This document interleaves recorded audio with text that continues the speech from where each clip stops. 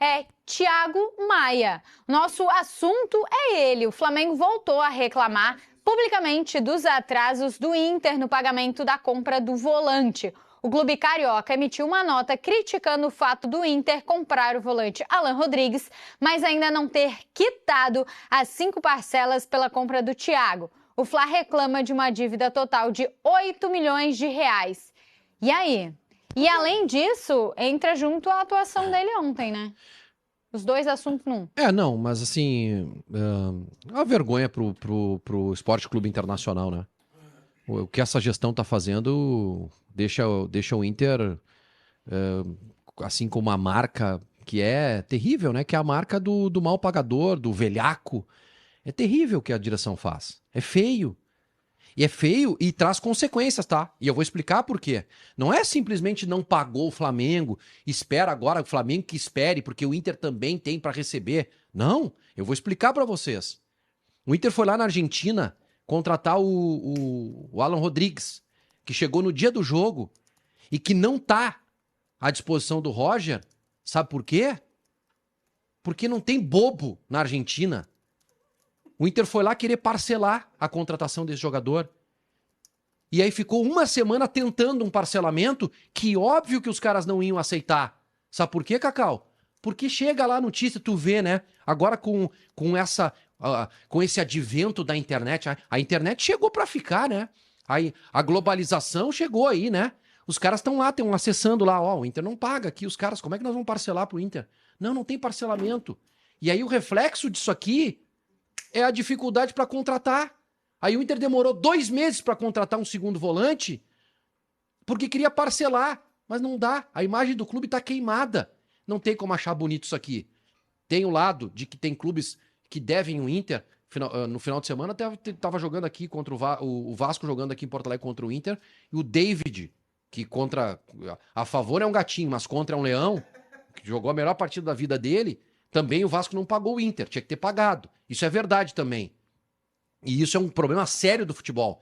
Mas eu preciso analisar o Inter. Isso é uma vergonha. A dívida é de 13 milhões do Vasco pelo David Cruz. E o Inter também deve, sei lá quanto pro Thiago Maia, o que tá atrasado aí. E tem que pagar, isso é feio. 8. O que a gestão tá fazendo é feio. É feio. Tem que pagar. Isso mancha a imagem de uma instituição que até aqui não tinha esse tipo de problema. O Vaguinho toca no ponto, e eu acho que a gente não pode entrar Essa é uma discussão muito séria. O Vaguinho toca no ponto que para mim é definitivo, que é a imagem do clube, que não é o clube da gestão. O clube é uma coisa muito maior, uma coisa dos torcedores e tal. Tem uma informação dentro desta nota que eu quero que as pessoas fiquem atentas. O CNRD, que é o órgão que, de alguma maneira, monitora as relações entre clubes e que tem essa questão de dívidas de um clube para outro, não está sendo muito ativo na cobrança. E aí ele, inclusive, fala, Vaguinho, se não me engano, numa reunião no dia 6 de setembro, o CNRD vai definir. 6 de setembro, né? Então, daqui a um mês. Se o CNRD acorda e começa a punir os clubes que devem, ninguém faz negócio no Brasil. Cara, o Maurício Saraiva tem uma ideia que é o seguinte, chama lá, faz um congresso e diz o seguinte, gente, vocês precisam se acertar aqui. Se não se acertar, verba da TV, antes de chegar nos cofres de vocês, vai ter um desconto. Peraí, o Inter deve pro Flamengo. Tem aqui 100 milhões da TV, desses 100 milhões, 10 vai pro Flamengo. Mas era assim, Vaguinho. Era assim. Quando que era assim? Isso era assim. O Clube dos 13 negociava fechado, né? Fazia isso. Só que agora eles estão, por exemplo, de ligas diferentes. Na verdade, o que acontecia? A garantia da compra era a verba da TV. Então, não pagou? Garantia. É que ali era... Entendeu? Não, eu sei, Vaguinha, mas eu é que ali o Clube dos 13 negociava por todos, agora são ligas diferentes. São ligas diferentes, não tem como fazer. Só que o problema, Vaguinha... Não, como assim são ligas diferentes? Não, o Inter é da Liga. Tu tá dizendo a grana da TV. Isso. Tá, o problema... Então, premiação. Não, mas o problema... Todo clube recebe. Mas algum jeito dá mas pra é que o fazer, problema... né? Só querer. Dinheiro, o mecanismo que trave novas... O problema hoje, que pra mim é o ponto principal dessa nota aí, tá? É quando a nota fala no CNRD, que é onde o Flamengo tá cobrando do Inter e tal, tá pedindo punição ao Inter. Ali, se o CNRD coloca hoje, por exemplo, transfer ban pro Inter, se não pagar esse jogador, não vai transferir. Esse jogador que chegou hoje não joga.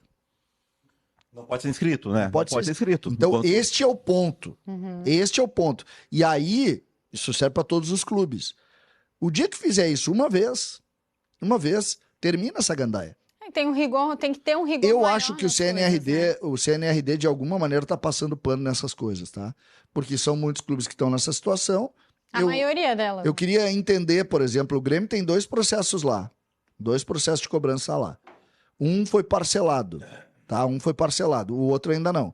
Então, tem que resolver, não dá para ter imagem de devedor. Isso que o Inter tá pagando, que o Vaguinha muito bem relatou, o Inter virou deboche dever. E isso é terrível. Dia 6 de setembro tá marcado esse julgamento. Isso, tá na nota. Mas 6 de setembro não muda muito, tá? Porque seriam 4 dias antes do fim da janela, né? A janela é 10 de setembro, se não me engano. Então não muda muito, porque o jogador que for contratado vai ser contratado antes desse prazo. Mas o CNRD é quem pode melhorar essa relação. Tem gente que é contra a SAF. E tem gente que não quer SAF. Tem um recado aqui, Corneta Grêmio. Vaguinha cobra direção, mas como contratar sem dinheiro e sem crédito na praça? Na verdade, ele estava falando justamente isso, que o Inter tá sem uma moral para poder contratar também, né, Vaguinha? Tipo... Mas tem que ter criatividade, cara, para contratar. Tu tem que conseguir contratar um volante melhor que o Richard. Tu tem que conseguir, não é possível. Tem que conseguir. O Inter tem receita, é que aí trabalha mal, né? Gestão trabalha mal, reclama de dívida, que não tem dinheiro, só que a dívida só aumenta. E entrou dinheiro, né? Entrou verba de TV, antecipação. Até o dinheiro do Johnny entrou. Contrato da Liga. Entrou grana. Não, do Johnny não sei se entrou. Não, entrou, mas vai entrar, tá? A receita que vai entrar. Entra dinheiro. E pra contratar melhor que o Richard, dá, né? Dá. Olha, tem 2 recados aqui pro Munari. Matheus Trindade. O pior é que o Munari tá totalmente certo sobre o Roger. Munari é o melhor. Esse é do Maurício, desculpa. Munari é o melhor, não passa pano. Aí, Munari. Não, eu não passo pano, mas a questão, isso que da direção, tá? A gente acabou de ter um exemplo, o Grêmio vendeu um lateral que era insuficiente pro Grêmio por 5,5 milhões de euros, tá? O Luiz Otávio, por exemplo, qual é a vantagem que o Inter tem em contratar o Richard, o Ronaldo e o Diego Rosa? O Diego Rosa o Inter contratou.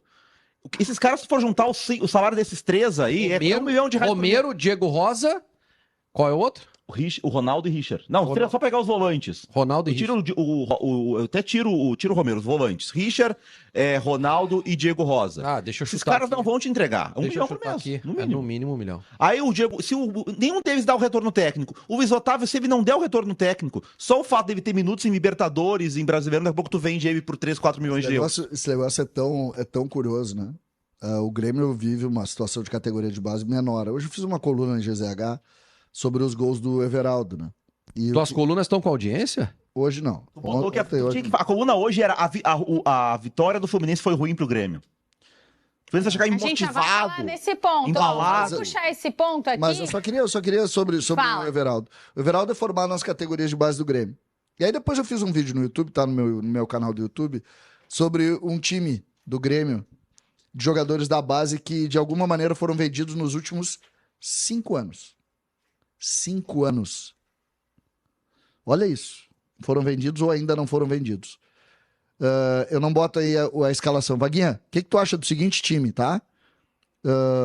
Pega aí um goleiro, o Grando, tá? Que não foi vendido ainda. Grando, o Wanderson, o lateral esquerdo, o lateral direito, o Juan Tressoldi, o outro zagueiro pela esquerda, o Tonhão lá, que não é bom zagueiro, mas... E o Cuiabano.